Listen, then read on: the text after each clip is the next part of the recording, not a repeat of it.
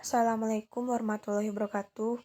Baiklah, di sini kami dari kelompok 7 akan membahas materi dari kelompok kami, yaitu tentang konsep dasar teori Krumboltz.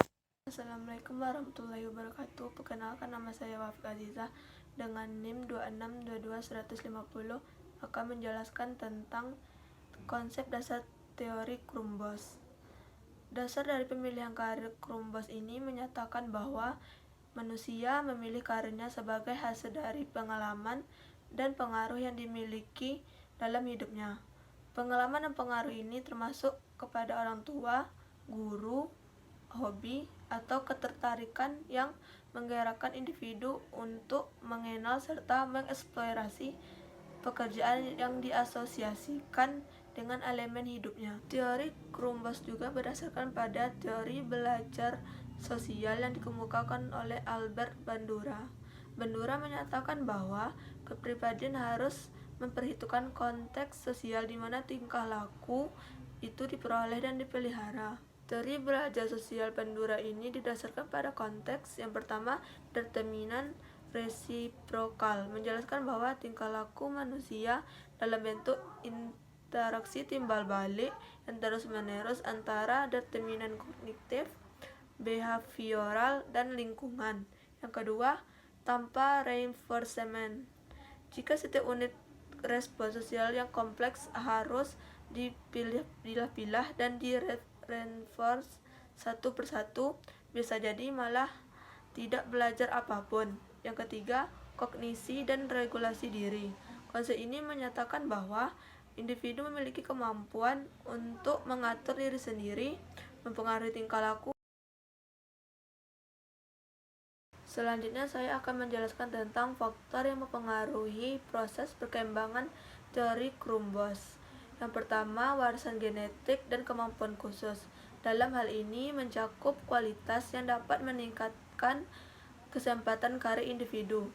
Masing-masing individu lahir dengan potensi yang berbeda-beda, berupa minat, bakat, dan keterampilan khusus yang dimilikinya. Potensi dan warisan genetik inilah yang akan menjadi dasar pemilihan karir individu. Yang kedua, kondisi dan peristiwa lingkungan. Faktor yang mempengaruhi seringkali berada di luar kendali individu. Peristiwa-peristiwa dan keadaan-keadaan tertentu di luar individu mempengaruhi perkembangan kemampuan, kegiatan, dan pemilihan karir. Yang ketiga, pengalaman belajar. Pengalaman belajar adalah hal yang didapatkan oleh peserta didik setelah melakukan proses pembelajaran. Dengan adanya pengalaman belajar ini, peserta didik bisa memahami sebuah karir dan memaknainya sehingga membentuk arah perencanaan karir. Keempat, keterampilan pendekatan tugas yang mencakup keterampilan-keterampilan yang sudah didapatkan oleh individu seperti problem solving, kebiasaan kerja, respon emosional, dan respon kognitif. Keterampilan-keterampilan ini menentukan hasil masalah dan tugas yang dihadapi oleh individu.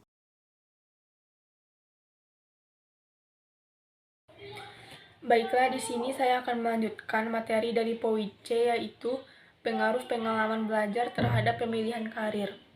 Teori ini berasumsi bahwa kepribadian dan perilaku yang dimiliki oleh seseorang timbul dari pengalaman belajar yang unik.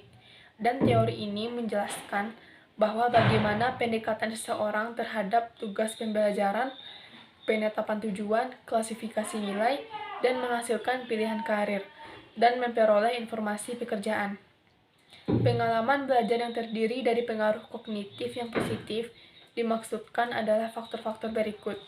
Yang pertama ada atribut pembawaan, seperti ras, gender, hal lainnya, serta kemampuan lainnya. Dan kemampuan bawaan seperti keterampilan, keintelektualan, dan perilaku. Selanjutnya yaitu kondisi lingkungan sosial, seperti kehidupan sosial, pengalaman individu dalam kerja pelatihan, kebijakan sosial, dan pengalaman kerja dari orang lain yang mempengaruhi pemilihan kerja. Selanjutnya yaitu pengalaman belajar di masa lalu. dibagi menjadi 2 tipe, yaitu pengalaman belajar asosiasi yang mana individu mengamati keterkaitan antara kejadian dan mampu memprediksi segala kemungkinan, dan pengalaman belajar secara aplikasi. Individu mampu mengaplikasikan di lingkungan sekitar secara langsung dengan hasil yang observasi. Yang selanjutnya yaitu skill dalam pendekatan tugas. Berkaitan skill individu dalam melaksanakan tugas baru melalui pengalaman bahwasannya seperti pemecahan masalah, skill kebiasaan kerja, mental set, respon emosional, serta kognitif. Ada 4 faktor di atas menyebabkan pengaruh primer yang sangat penting dalam penentuan karir, yaitu yang pertama, self-observation, generalizations, yang merupakan penggambaran bahwa belajar individu berdasarkan pada pengalaman hidupnya yang diperoleh lewat pengalaman pribadi. Selanjutnya ada world view generalizations, melihat gambaran lingkungan secara umum dan percaya bagaimana dunia berfungsi, meniru lingkungan, dan menginterpretasikan. Selanjutnya ada text approach skill, kemampuan kognitif dan performa untuk menyatu dengan lingkungan dan menginterpretasikan hal tersebut pada diri sendiri. Selanjutnya yaitu tindakan yang ditampakkan.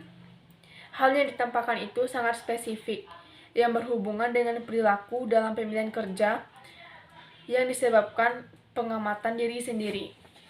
Selanjutnya saya akan menjelaskan poin D, yaitu realisasi teori Crumbolts terhadap pembelajaran konseling di sekolah.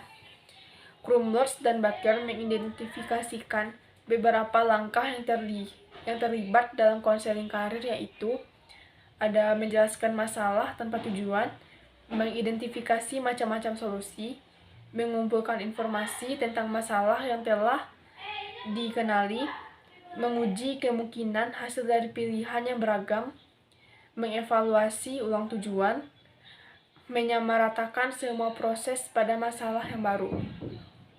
Masalah karir klien berhubungan pada ketidakmampuan individu untuk membuat pemilihan yang berhubungan dengan apa yang dibutuhkan dalam karirnya. Cerita memberikan beberapa poin mengenai masalah klien yang berhubungan dalamnya beberapa kombinasi, yaitu ketidakjelasan tujuan, adanya penghalang dalam aktivitas, adanya ketakutan akan kemungkinan kegagalan, dan konflik dalam pilihan. Individu yang memiliki masalah mengenai hal yang berkaitan dengan arah perencanaan karir atau keputusan karir yang bisa memanfaatkan 4 faktor yang sesuai dengan konsep diri Crumbolts tersebut. Sekian, terima kasih.